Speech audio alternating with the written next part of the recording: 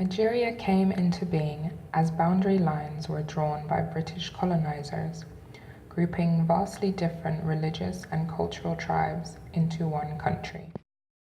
Three predominant tribes, the Igbo to the southeast, Yoruba to the southwest, and Hausa Fulani to the north, made up the majority of the population. The influence of Christian conversion, exposure to Western education, and resultant industrial and economic growth led to the Igbo becoming one of the most modernized tribes, and increasing competition for jobs and positions of power.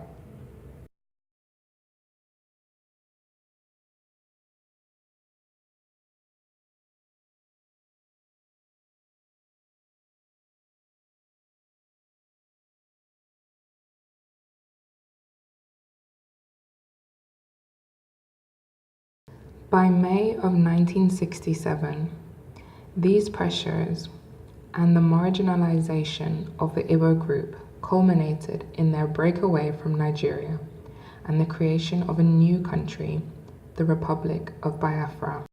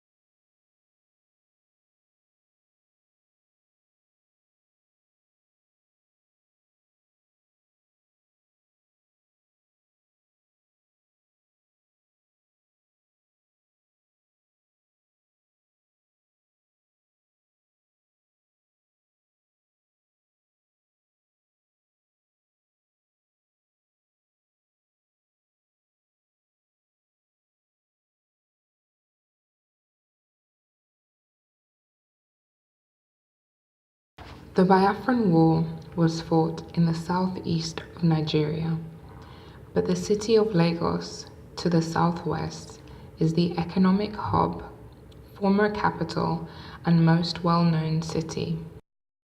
Undergoing rapid urbanization, over 100,000 people make the city their home each day, migrating from other parts of the country for jobs and business opportunities. A mix of major and minor ethnic groups, it would appear as Nigeria's most cosmopolitan city and represent a seeming harmony between these groups. Most people speak their traditional language plus English or Pidgin, an informal version of English which allows people from different ethnic backgrounds to communicate. Even staying up to date on news is possible, with BBC Africa News available in Pidgin English and reaching a wider network of Nigerians. The city's growth has attracted local and international urban planners and architects to propose future visions for the city and record its vibrant character, noise, and distinct features.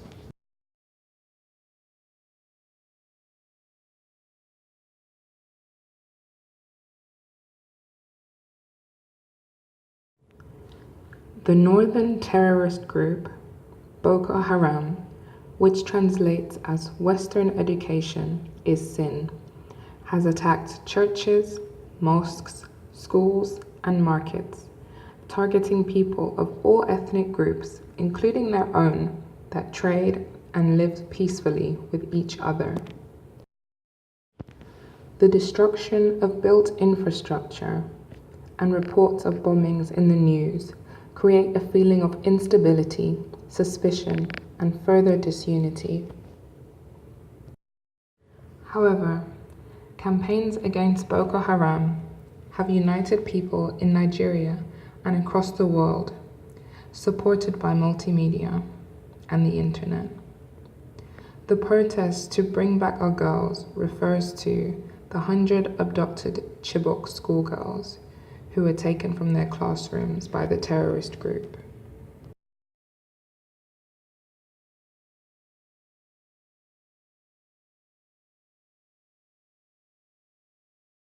Till today, election malpractice is rampant and is often rigged to favor candidates of alternating tribes of the North and South to placate powerful members of their respective ethnic groups. It is notable that after the first president of Nigeria, Nnamdi Azikiwe, post-Biafra, the country has not had another president from the southeast, formerly Biafra. On a person-to-person level, the greatest divider of people is gross income inequality, leading to disparities in living conditions, access to healthcare, education, and job prospects. As seen in cities such as Rio, this is a huge threat to place identity, as individuals' experience of place is vastly different based on their socioeconomic status.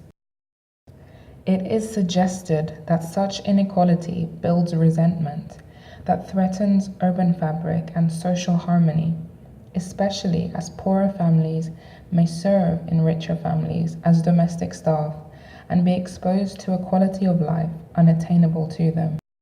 Within Nigeria, there are few equalizing spaces, such as parks or beaches, which are accessible to all.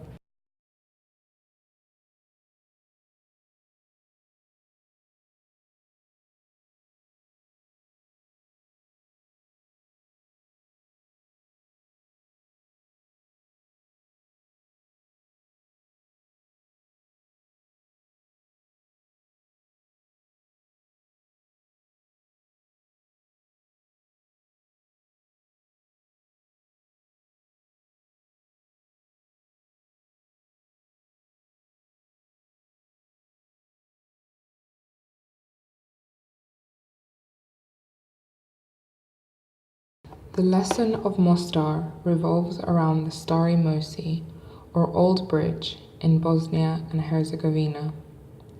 It is a lesson of creating unity through a heritage symbol. The town of Mostar also experienced civil war in the 90s between two ethnic groups, the Croats and the Muslim Bosniaks. The bridge was seen as a Muslim symbol initially, being built by the Ottoman Empire in the 16th century. Over time, however, it had come to represent a symbol for both Bosniaks and Croats, who resided on separate sides of the Neretva River. Its destruction horrified the population, and in 2004, as part of restorative efforts within the town, it was rebuilt as a collaborative effort.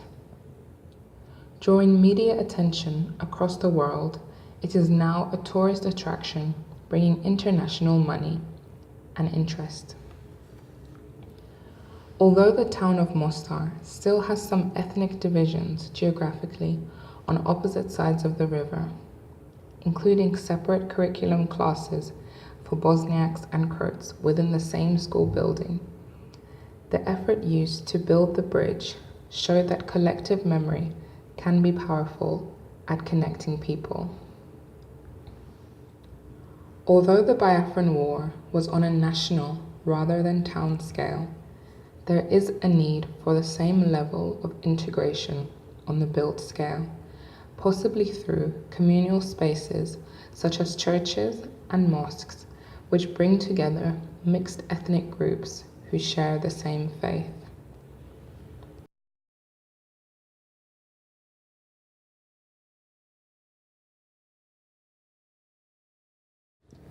The lesson of the gardens of El Pedregal and wider work by Luis Barragán, represents the search for place identity through distinct and place-making architecture. The rapid urbanization of Mexico City in the 1930s and 40s created a demand for affordable housing for families.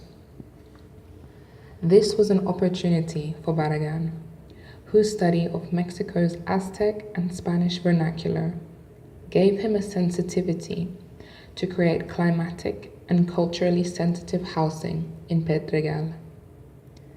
The decisions of color, light, sound, integration of courtyards, street frontage, and spatial arrangement were connected to ideas of Mexicanidad, Mexican identity.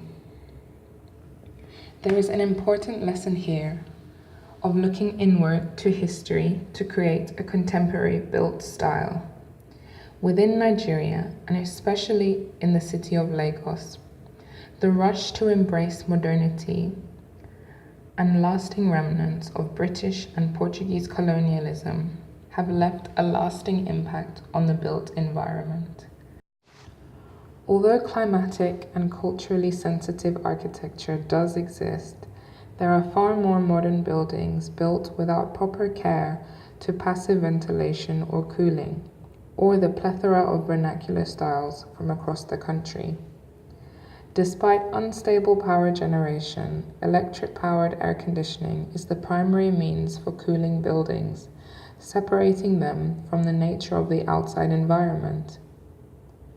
It should be said that a search for national identity and place-specific architecture go hand in hand to create comfortable, affordable buildings that suit different ways of Nigerian living and different budgets.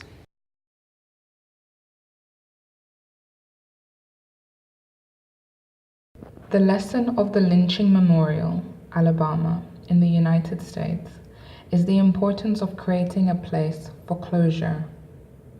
The use of the memorial park typology allows visitors to take their own journey through an evocative route that tells the story of African Americans who were lynched in Alabama and across the United States. Abstract and realistic sculpture is used to provoke emotions in viewers, while text, videos, and posters retell individual stories that may have been lost in history.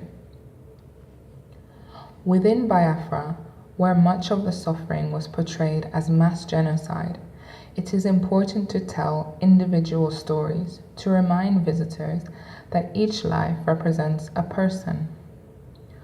Often hearing large numbers referring to death, such as 1 million people, can dehumanize the effect.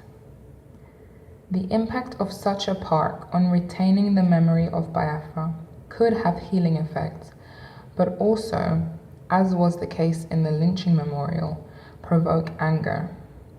It is important that truth is told in a way that does not point the finger, but points towards reconciliation.